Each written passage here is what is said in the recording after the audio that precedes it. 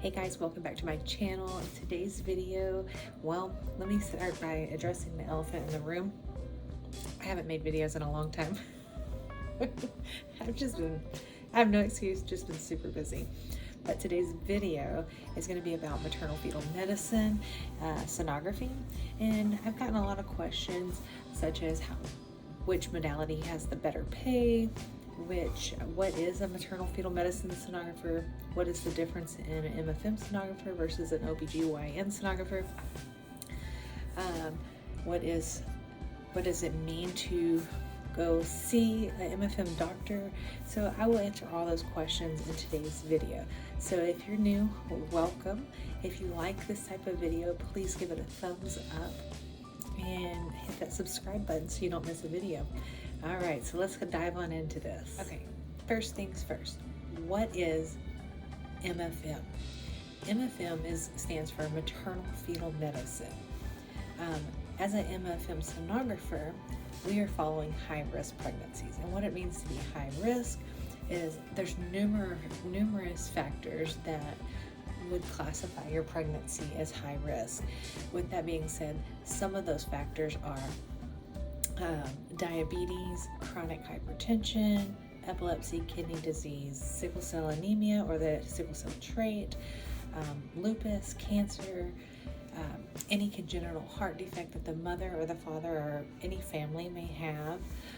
If the mom is advanced maternal age, meaning that she's over 35, if she's IVF,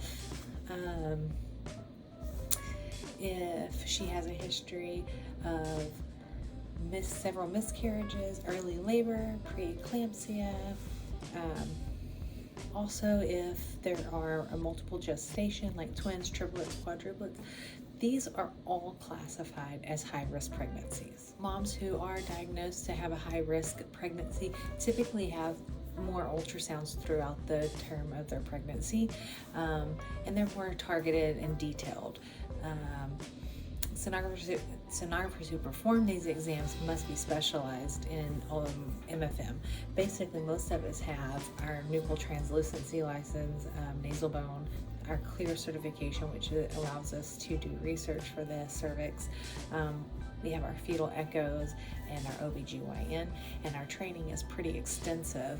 So when you're pregnant with a high-risk pregnancy, then you'll come see us, and like I said, it's very detailed. Another thing is I do feel like when you are a high-risk pregnancy sonographer, you have to be a little more compassionate.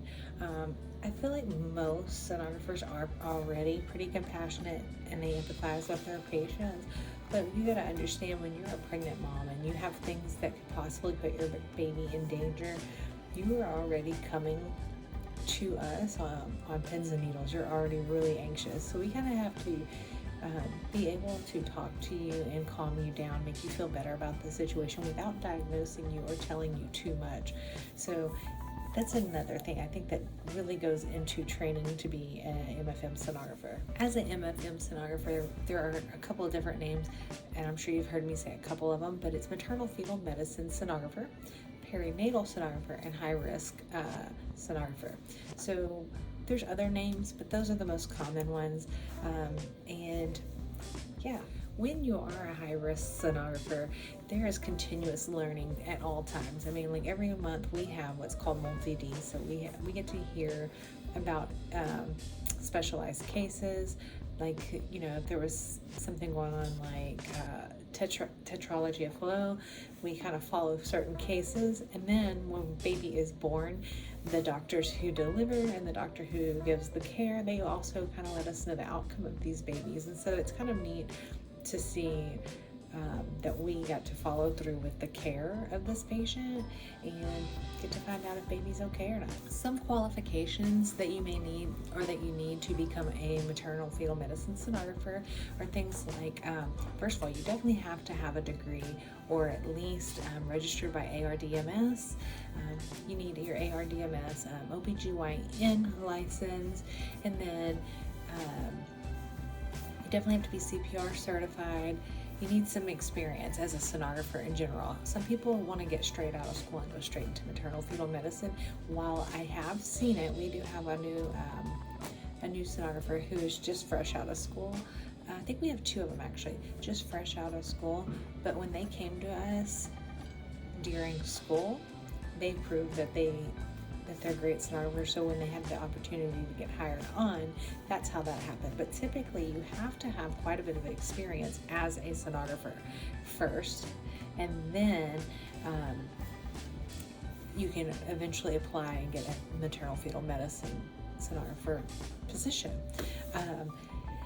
You definitely need to study the development and know a little bit about fetal development and pregnancy conditions, and always commit to continuing education. Like I said, our hospital that I work for offers that to us.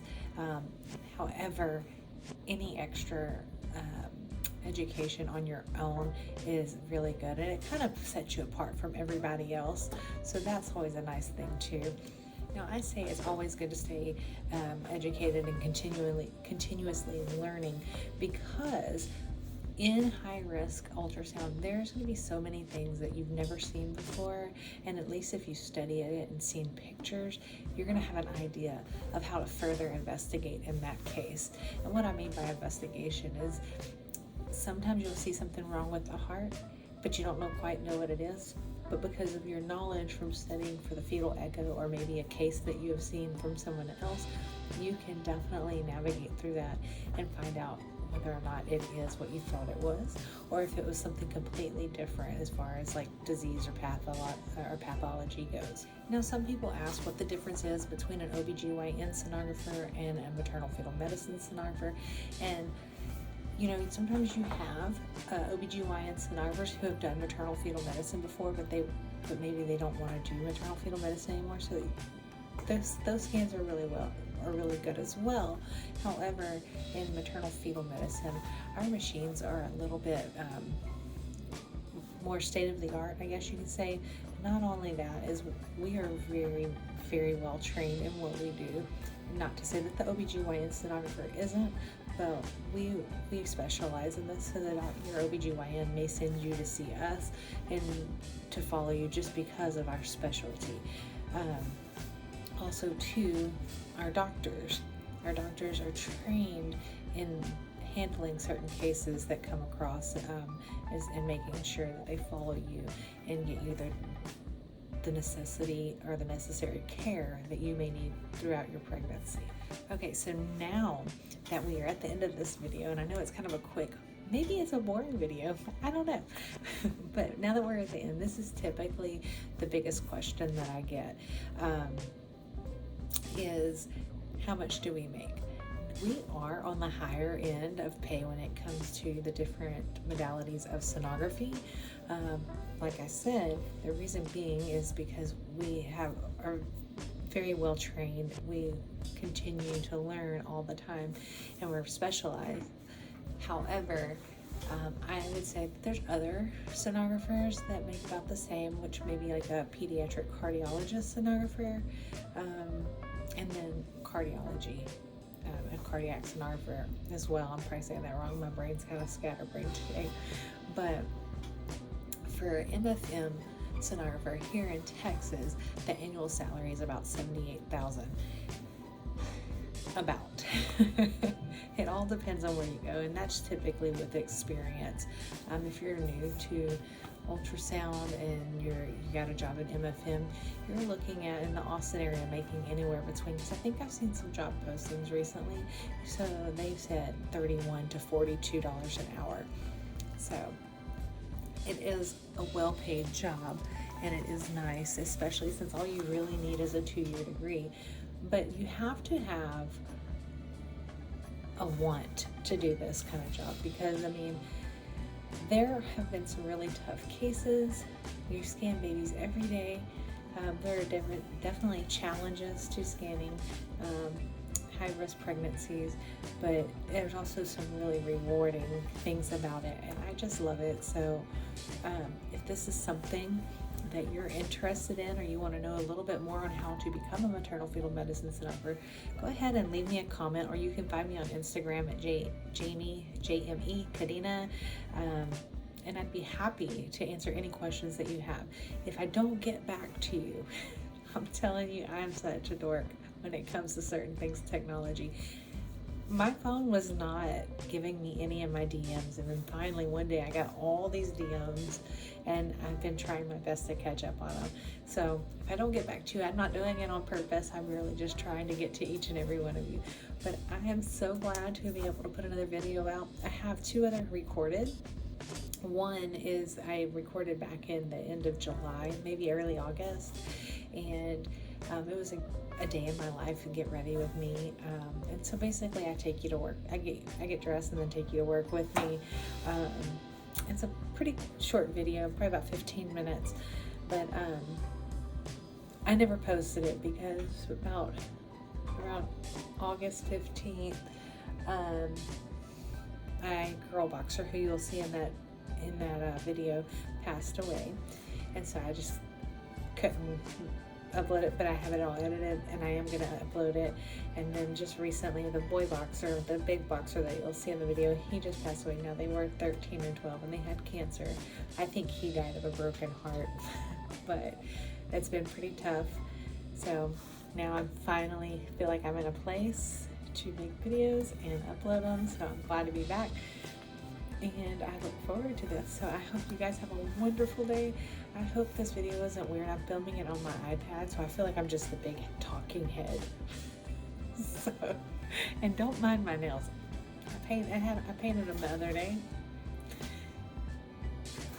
Anyways, I hope that you have a wonderful day, and thank you so much for sticking around. I appreciate you guys so much. Love you guys.